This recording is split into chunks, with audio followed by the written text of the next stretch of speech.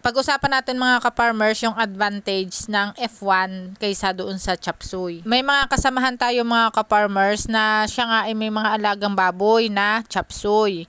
Ngayon gusto niyang ibenta yung kalahati doon para magkaroon siya ng F1. Isang advantage mo in the long run sa iyong piggery business ang pagkakaroon ng F1. Para magkaroon ka ng source of terminal piglet. Ang advantage mo sa pagkakaroon ng F1, unang-una, maraming mga anak. Magatas ang inahin. Magaling mag-alaga ng mga biik o yung mga anak niya. Matibay sa mga sakit. Maganda ang mother ability. At higit sa lahat, yung pagkakaroon ng fast grower at efficient fattener. Kumpara sa chapsuy, mga ka-farmers, madami ang nagiging problema. Madalas hindi kumakain o yung tabangin kumain. Matapang sa anak o yung nangangagat. Mabilis ding magkasakit ang mga biik. Bata pa lang ay nagkakaroon na ng pagtatai.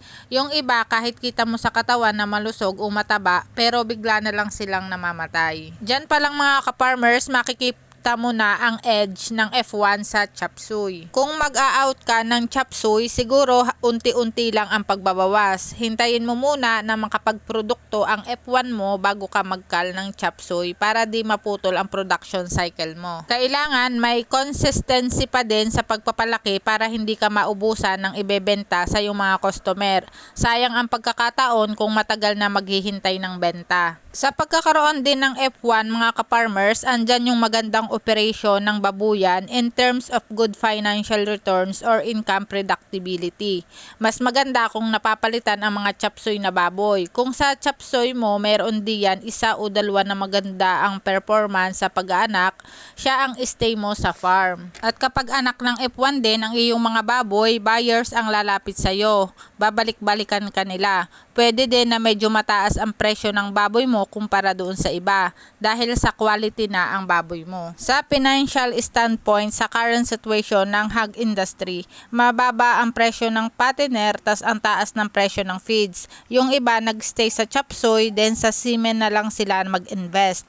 Pwede naman na ang ikal na lang ay yung low performing chapsuy. Hindi naman lahat ng chapsuy na baboy ay pangit. Meron din naman na magandang umanak. Yung iba marami ding umanak at umaabot ng 16 piglets, 13 piglets ang iba. Ang kaibahan lang nito sa F1 ay mahina ang mother ability ng chapsuy. Yung opinion ng iba, lalo na yung mga nag-aalaga ng backyard, ay okay naman na sila doon sa chapsuy. Ang importante nga ay sila ay nakakapagbenta ng ayos at kahit paano ay tumutubo naman. Chapsuy man or F1 ang ating inaalagaan, ang importante lahat tayo ng mga ka-farmers ay kumita sa pag-aalaga ng baboy.